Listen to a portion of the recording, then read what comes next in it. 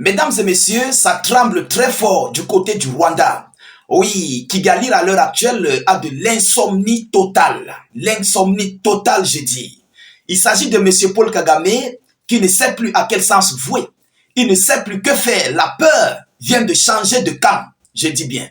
Alors, cela est dû face à cette coalition que le Congo est en train d'organiser avec le Tchad, l'Afrique du Sud, le Burundi. Alors, monsieur Paul Kagame a décidé de sortir de son silence et de présenter sa grosse inquiétude. Mais vous savez, lorsque quelqu'un présente son inquiétude, ça présente ici une peur qu'il a présentement parce qu'il sait que le M23 ne pourra pas résister en fait face à cette coalition que le Congo a organisée. Alors, qu'est-ce qu'il a relayé? Ça s'est passé face aux médias de la RFI où Kagame a complètement posé ici son inquiétude. Oui, il a accusé le Tchad d'entrer dans la danse. Il accuse le Tchad d'entrer dans la danse. Mais est-ce que monsieur Déby Kaka comprend ses pleurs? Il ne comprend pas ses pleurs. Il n'écoute pas ses pleurs. Écoutez voir ce que Kagame vient de présenter aux yeux du monde. Vous savez, ce monsieur, lorsqu'il parle ainsi, il veut s'adresser en fait à ses alliés européens.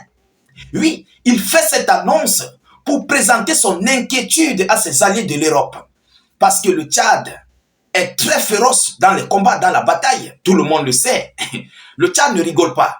S'il faut chasser des terreaux, ils sont prêts. Oui, ils sont prêts.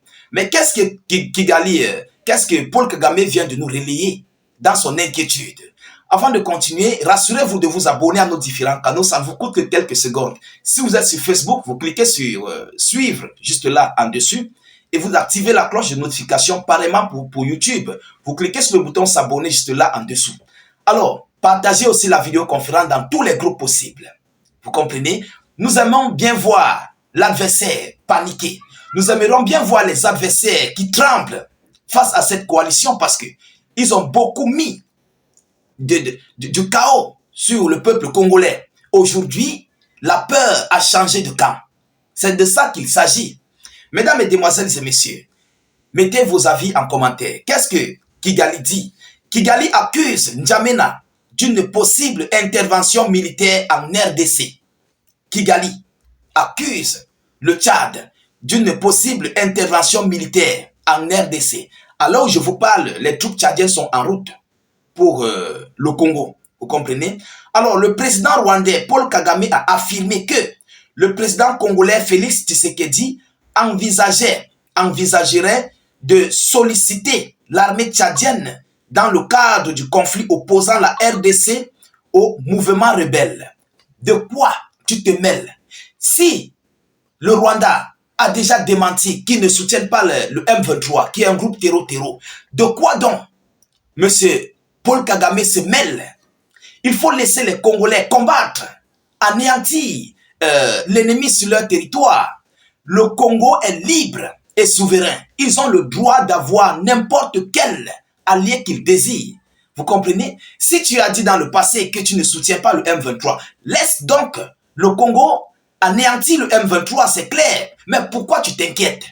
Alors, évidemment, parce que qui dit le M23, dit le Rwanda. C'est le Rwanda qui est le M23 et qui se trouve, je voulais dire, sur le sol congolais. Vous comprenez? Dans un entretien accordé à Jeune Afrique, voilà, c'était Jeune Afrique, c'est pas RFI. À Jeune Afrique, Paul Kagame a vivement critiqué cette stratégie, estimant que Tshisekedi chercherait par ce biais une issue militaire plutôt que de privilégier la voie du dialogue et de la négociation pour résoudre la crise. Mais on a déjà essayé de faire des dialogues depuis plus de 30 ans. Kigali, le Rwanda, a violé le dialogue. Ils ont violé les négociations de paix. Alors, mais si les négociations de paix sont violées, on va prendre désormais la phase B, qui est ici une intervention militaire féroce. Vous comprenez? C'est vous-même qui avez piétiné le dialogue. Oui, c'est le Rwanda qui a piétiné, qui a violé les lois du dialogue. Et jusqu'aujourd'hui, il continue ici de semer le chaos au Congo, sur le peuple congolais. Alors, pourquoi le Congo ne va pas prendre l'étape 2? Oui, le Congo est obligé. Vous comprenez? Et M. Kagame fait cette intervention pour dire à ses alliés de l'Europe que ça cuit, les carottes sont cuites. À l'heure où nous sommes là, si vous ne faites pas attention, si vous ne venez pas en aide, en soutien au Rwanda et au M23, nous serons foutus. C'est ce que cela veut dire. Lorsqu'il fait ce genre de déclaration, c'est pour envoyer un message à l'Occident. Est-ce que vous comprenez? La communication, là, c'est très stratégique. Mesdames, Mesdemoiselles et Messieurs, Félix Tshisekedi a préféré, c'est lui qui le dit, c'est Kagame qui le dit, Félix Tshisekedi a préféré, la veille au soir, de se rendre au Tchad pour y chercher un soutien militaire avant de nous rejoindre à distance. Cela en dit long sur son état d'esprit et ses intentions Pour lui, la solution est militaire, alors que d'autres tentent de trouver une solution pacifique. Mais pose-toi d'abord la question, est-ce que le M23 cherche une solution pacifique? Si tu dis oui, pourquoi le M23 anéantit des hommes avec des armes? Est-ce que c'est une solution pacifique?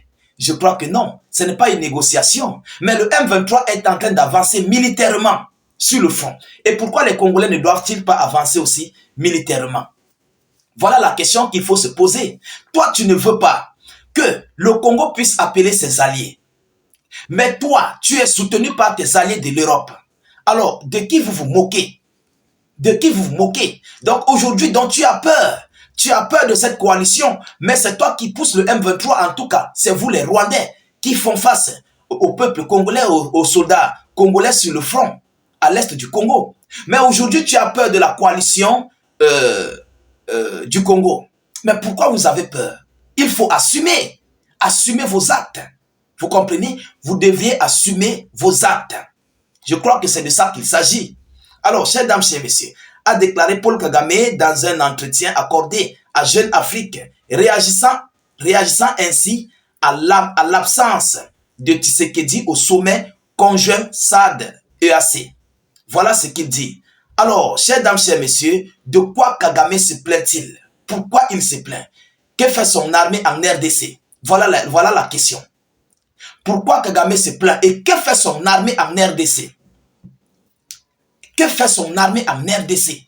Si réellement tu as besoin du dialogue, tu as besoin d'une histoire pacifique, mais pourquoi ton armée se trouve-t-il sur le sol congolais?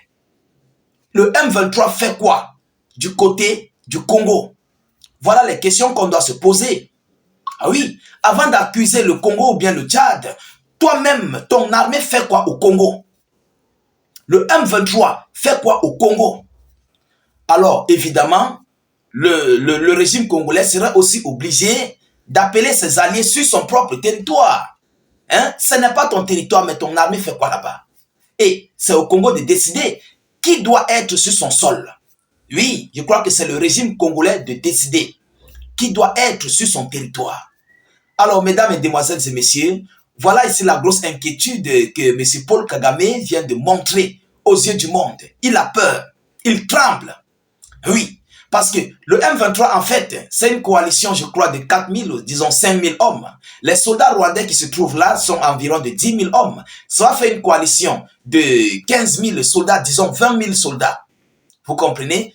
Des rebelles du M23 et leurs alliés ougandais et aussi rwandais. Bon, nous avons l'Afrique du Sud qui a ses 3 000 soldats plus ceux qui étaient là-bas. Nous avons le Burundi qui a envoyé 10 000 hommes plus ceux qui étaient là-bas. Nous avons aussi le Tchad qui arrive. On ne connaît pas encore son chiffre officiel de ces soldats qui viennent soutenir les forces armées congolaises.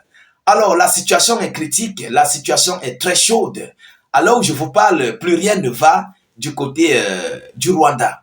Nous continuons de suivre cette actualité le plus près que possible. Nous ne manquerons pas en fait de vous tenir informés de la suite de ces hostilités très chaudes et brûlantes. Partagez la vidéoconférence dans tous les groupes possibles. Mettez-la partout à travers le monde et continuez de vous abonner au maximum à nos différents canaux de réalisation, YouTube et Facebook. N'hésitez pas s'il vous plaît de mettre suffisamment d'avis en commentaire et aussi mettez beaucoup et suffisamment de j'aime. Voilà, mettez beaucoup de j'aime, ça permet de sécuriser nos vidéos d'actualité et ça nous rend encore plus forts et solides. Vous comprenez? Donc, ça rend la page plus forte et solide. Mettez vos avis en commentaire. Même si vous n'avez rien à écrire, écrivez salut état d'urgence en commentaire ou encore vive la paix dans le monde. Je vous reviens tout à l'heure pour une prochaine série d'actualités. Soyez encore salués une fois de plus. Ciao, ciao.